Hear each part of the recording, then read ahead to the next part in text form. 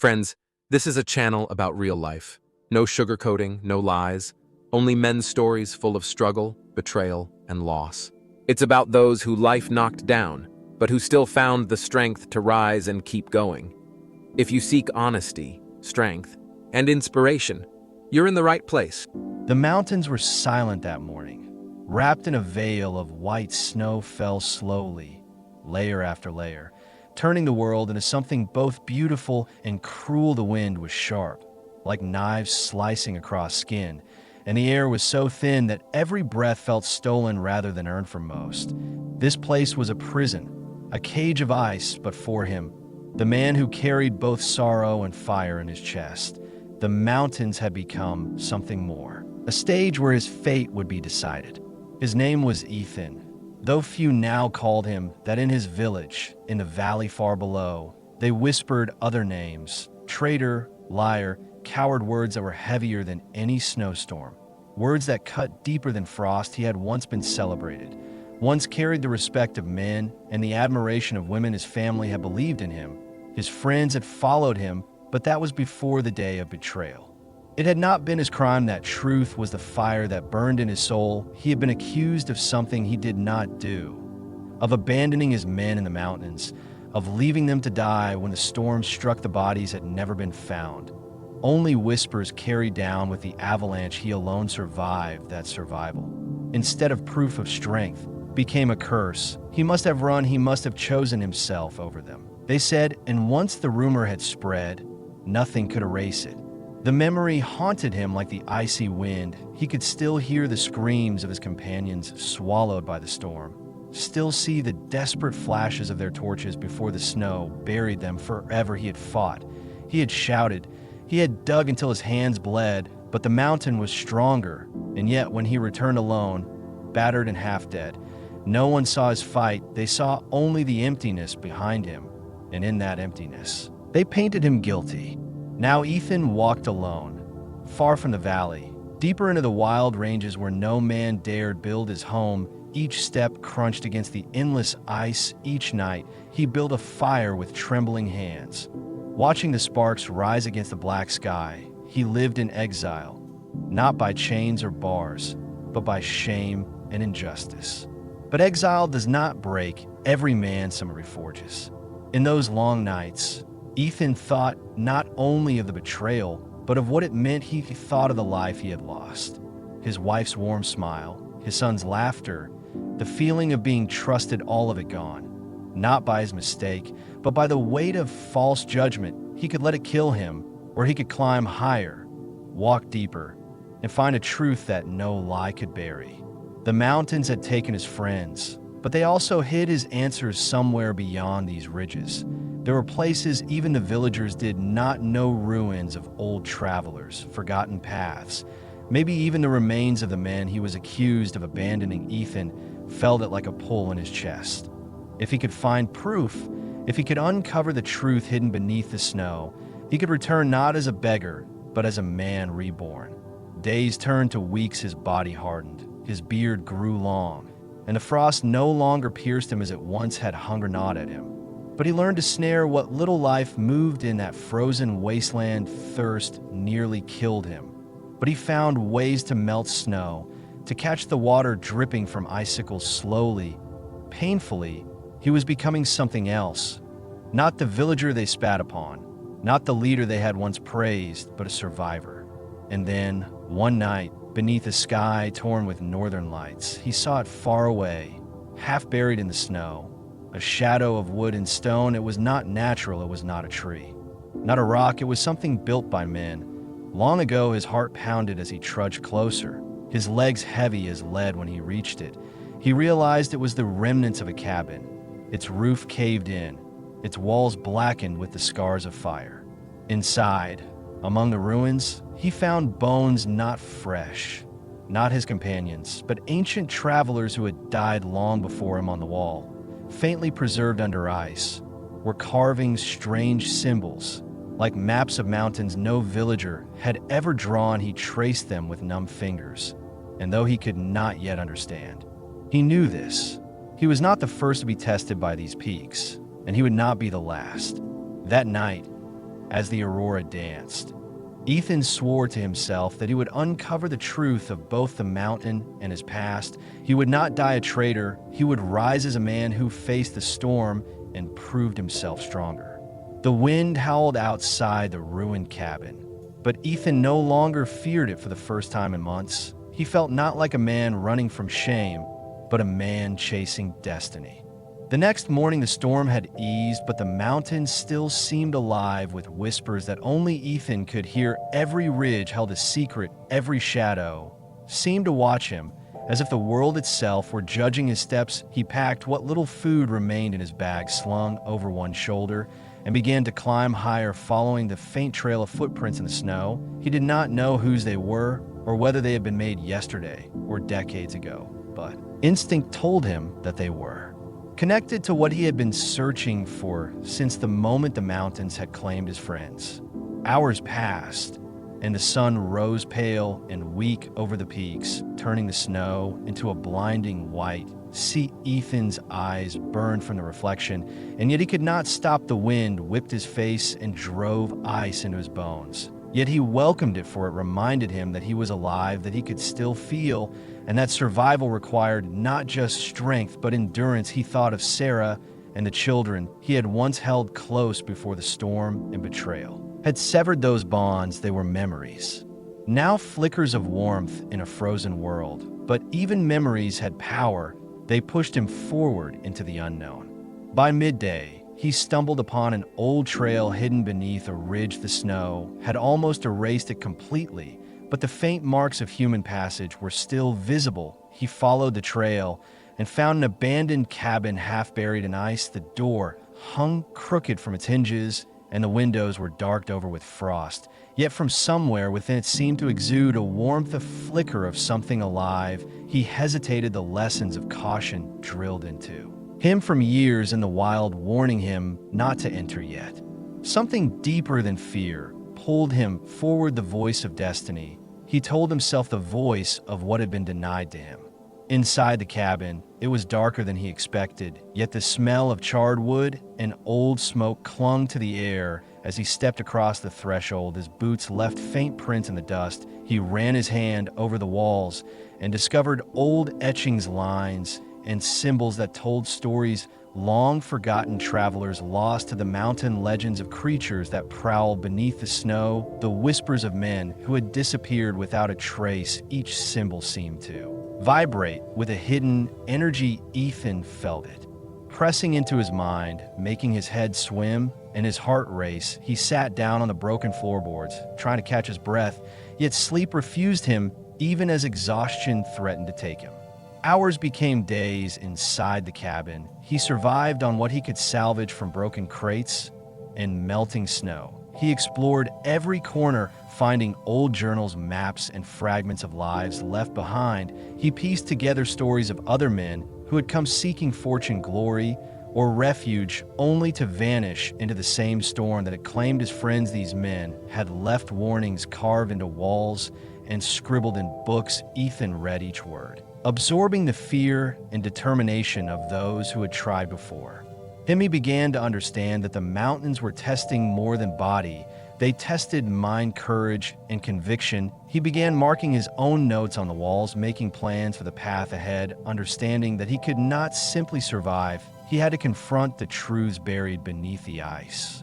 On the fourth day, he heard something that made him freeze. The wind shifted and carried a faint sound, a voice calling from far below the ridges. His heart leapt. Was it Sarah or Mark or Lily? Had they followed him somehow, or were they trapped somewhere unseen? He shouted back, his voice breaking through the hollow cabins and across the frozen hills, but only the echo returned. He pressed on nevertheless, every fiber of his being straining toward the sound through snowdrifts deeper than he could have imagined. He clawed his way forward, slipping and falling, yet rising again. The voice faded and returned in cycles, sometimes near, sometimes impossibly distant. He realized that whatever called him was not bound by ordinary reality, and that to answer it, he must abandon all sense of normalcy. That night, the sky erupted in pale greens, and blue's northern lights dancing like ethereal phantoms across the horizon. The snow around the cabin seemed to glow faintly, reflecting the shifting colors. Ethan watched transfixed and felt a strange calm settle over him. Despite the terror, exhaustion, and the constant threat of the storm, he felt something he had not felt in months, a sense of purpose, a clarity that came from understanding that his path was his own alone. He did not know what awaited him tomorrow, but he knew that whatever lay ahead, it would not break him as the lies of men had tried to do. He was not a traitor. He was not weak. He was a survivor, and every step through snow and shadow affirmed that truth. The storm had returned with a fury unlike anything Ethan had faced before. Snow whipped across the ridges in sharp waves, obscuring every landmark and turning familiar paths into a maze of white. He had learned to read the mountains, to understand their moods, but this was something else, something alive that shifted and twisted the snow around him, hiding dangers that lurked beneath the surface. The cold burned into his lungs, and he felt the sting of frostbite creeping into his fingers, yet he pressed on, driven by a force he did not fully understand. Through the night, he stumbled upon a narrow ravine. The wind howled through it like the cries of lost souls, and the snow formed shapes that seemed almost deliberate. He thought he saw shadows moving against the walls of ice and rock, and for a moment he feared he had lost his mind. Yet every instinct told him that what he saw was real, that something in the mountains was aware of him, watching, testing his resolve. He climbed the jagged edges, slowly, carefully, using every ounce of strength to stay upright. He felt exhaustion like a weight pressing on his chest, yet he could not stop, not when he was so close to answers that might restore his life and clear his name. When he reached the top of the ravine, he saw it through the swirling snow, a structure half buried in ice and frost, an old observatory built generations ago to study the peaks and the stars. Its roof was caved in and windows shattered, but from within came a faint light, flickering almost as if alive. Ethan approached cautiously, his boots sinking into deep snow. He heard a faint whispering voice calling his name, or perhaps it was the wind mimicking the sound. He paused and considered turning back, but something in his heart refused. He had survived too much, endured too many injustices to turn away now. Inside the observatory, it was warmer than the outside. Though still bitterly cold, a fire had long gone out, but embers remained glowing faintly. He explored the circular room, examining charts, telescopes, and broken furniture. Discovered symbols etched into the walls, ancient writing. He could not decipher at first, but as he traced the lines with his fingers, they began to form images of men and women walking the peaks of the mountains, facing storms, wolves, avalanches, and strange creatures that seemed to shift shape in the snow. He realized that this place had been a refuge and a prison for generations, that those who came seeking answers often disappeared, leaving only their marks on the walls. That night, the wind roared like a living thing. The northern lights danced wildly across the sky, and Ethan huddled in a corner, studying the maps and journals. He read of travelers who had vanished and of strange occurrences no ordinary man could explain. He felt the presence of something watching him, guiding him, testing his courage and patience. He realized that the mountains were alive, not just in snow and stone, but in memory and fear in the stories passed down through generations. Each step he had taken had led him here, to this nexus of mystery and revelation. Over the following days, he navigated treacherous paths, guided by the symbols and whispers. He encountered creatures of frost that moved at the edges of vision, shadows that mimicked his movements, and voices that echoed through ravines calling his name. He survived on frozen streams, and what little food he could carry. He learned the rhythm of snowstorms, the patterns of wind, and the hidden dangers lurking beneath what appeared calm and still. Each challenge strengthened him, his body hardened, his mind sharpened, and a quiet resolve grew in his chest. He was no longer the man accused of betrayal. He was a force shaped by snow, wind, and injustice. On the seventh day, he discovered a hidden chamber beneath the observatory, carved into the rock. Its entrance was narrow, and the air within smelled of ice and stone. He crawled inside, and found relics of those who had come before, old journals, fragmented maps, and symbols etched in blood and ink. He read their words carefully, each telling of trials faced in the mountains and the test of character required to survive. Some had failed, some had succeeded. But all had been changed forever. Ethan realized that his journey was not just to survive the storm or prove his innocence, but to confront the essence of courage and fear itself, to emerge not broken, but tempered by the mountain. As night fell on the seventh day, the storm outside intensified. Lightning flashed across the peaks, illuminating the observatory in harsh white light. Ethan stepped outside, feeling the wind tearing at his clothes and biting into his skin, yet he smiled because he understood finally that the mountain did not judge him as guilty or innocent. It only tested the heart and spirit of those who dared enter its domain. He felt the injustice of the village, fading like distant echoes replaced by the understanding that truth and survival often lie not in the eyes of others, but in the strength of one's own will. Ethan knew that what lay ahead could not be faced half-heartedly. The mountains had tested him for weeks, and now he felt the weight of all his choices pressing on him. Each ridge seemed taller, each snowdrift deeper, and every shadow heavier than before. Yet he stepped forward because he understood the storm was not merely outside. It was inside him. The fear, guilt, and anger he had carried all his life were no longer his chains. They were his tools. He had learned to harness them to move faster, climb higher, endure longer. The observatory had revealed its secrets, but the mountains held more. Their peaks twisted impossibly in the distance like frozen waves, and the wind carried voices not always human, warning or guiding him. He could not tell, yet he trusted his instincts. Every step was deliberate and cautious. He slid across ice cliffs, clung to sheer walls of snow, and navigated frozen ravines that seemed endless. Each night, he lit small fires in caves or behind ridges, using the smoke to keep track of his path and to ward off what he could not see. The stars above were his map, and the northern lights his signal that he was moving in the right direction. On the 10th day, he came to a ridge overlooking a valley shrouded in thick mist and snow. He could see a structure barely distinguishable through the storm. Its towers leaned as if weighed down by the cold and frost, yet inside light flickered dimly, as if someone or something awaited him. Ethan's heart pounded in both fear and anticipation. He had no idea what he would find, but he understood that this was the place the mountains had been guiding him toward. Every step he had taken since the storm began, he clenched his fists and began the final descent. The path was treacherous. Jagged rocks protruded from snowbanks, and avalanches threatened at every turn. He moved cautiously, yet with purpose. He remembered the lies that had branded him a traitor, the village that had turned its back, and the family he had loved, but could not protect. His anger and sorrow fueled each movement, giving him strength beyond normal endurance. He was no longer simply surviving. He was confronting the forces that had sought to break him.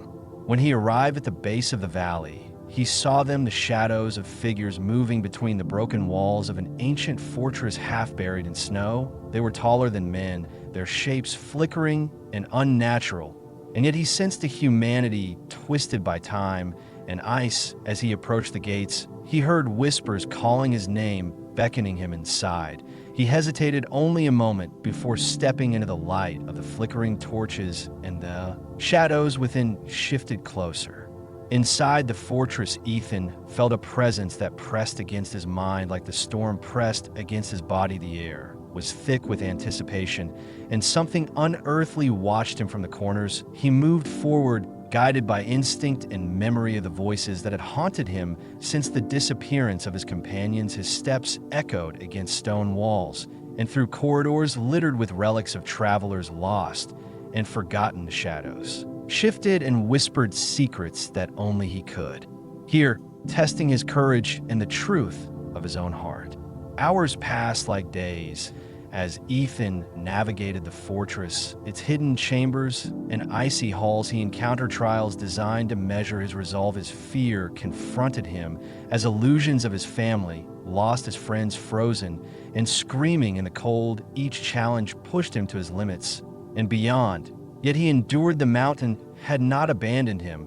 It had refined him, teaching him that survival required both body and mind, and that injustice could be countered only by understanding and courage. By the end of the night, he reached the highest tower, the one that seemed to pierce the sky from the outside. Its windows were broken, but inside he found a room untouched by snow or storm relics from the past, where carefully placed a journal lay open and a single candle flickered. He read and understood the history of those who had come before him, all accused of failure, all tested by the mountains, and all transformed. If they survived, Ethan had endured the storm, the snow, and the shadows, and now he was ready.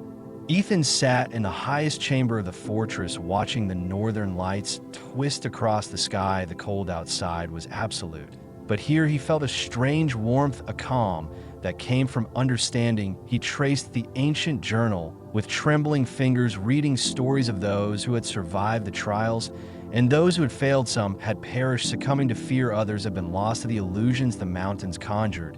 Yet all had left a mark on the world, waiting for someone to continue their legacy. He realized that his journey had not been simply about clearing his name, but about becoming the kind of man who could endure the impossible. The shadows that had haunted him since entering the valley now seemed less threatening. They moved with purpose, guiding him to a hidden alcove where a single relic lay. It was a crystal encased in ice, faintly glowing and humming with energy. He understood instinctively that this was the heart of the trials, the focus of the mountain's test. His hand hovered above it, and for a moment he hesitated, remembering the betrayal, the village, the loss, the accusation, the shame. Yet all of it seemed distant now, replaced by clarity and the steady pulse of determination. He grasped the crystal, and a wave of light surged through him. Images of past travelers and their struggles flashed before his eyes. The whispers became a chorus, speaking truths and lies, histories and secrets all intertwined. He felt the injustice he had suffered dissolve, not because the world would recognize him, but because he finally recognized himself. He was not guilty. He was not weak. He had endured and learned and emerged stronger than any storm could destroy. The journey back through the fortress was both familiar and new. The shadows now seemed to salute him, moving aside as he passed through halls and corridors. He felt the wind of the mountains following him, guiding him down the ridges. The snow was still fierce, yet he no longer feared it. Each step was measured, sure, confident. The valley spread before him as dawn broke, pale sunlight reflecting off endless snow and ice. He felt a connection to everything around him: the mountains, the storms, the lost travelers, and the spirit of survival that had always existed here. When Ethan finally descended to the lower slopes, he saw the village in the distance, the familiar shapes of roofs and roads appearing like ghosts through the haze. He wondered how they would react to him if he returned. They had condemned him in his absence, blamed him for what he could not control, dismissed his survival as luck or deceit. Yet he understood something crucial now: the truth did not require their recognition. It existed regardless of their judgment, and he carried it in every scar, every frozen breath, every step across the peaks.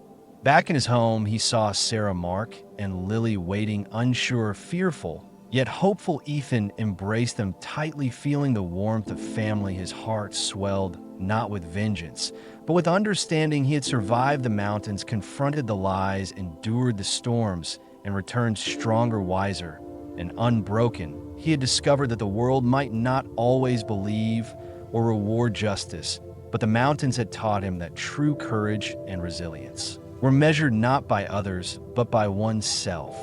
As night fell over the village and the first stars appeared, Ethan stood at the edge of the ridge, looking back at the peaks. They were silent, once more, yet alive in his memory. He felt gratitude and reverence, not for revenge or recognition, but for the trials that had forged him into a man beyond fear, beyond shame, and beyond the reach of false judgment. The mountains had given him their ultimate gift: insight and the unshakable knowledge that he had survived the impossible and returned whole. The wind whispered across the snow, carrying the echoes of the lost, the whispers of the mountain. and the pulse of life itself, Ethan closed his eyes, breathed deeply, and for the first time in months felt complete, not because the village believed him, but because he had faced everything alone and emerged victorious. The night was quiet, the stars endless, and the mountains eternal, and Ethan knew that he would carry their lessons with him always.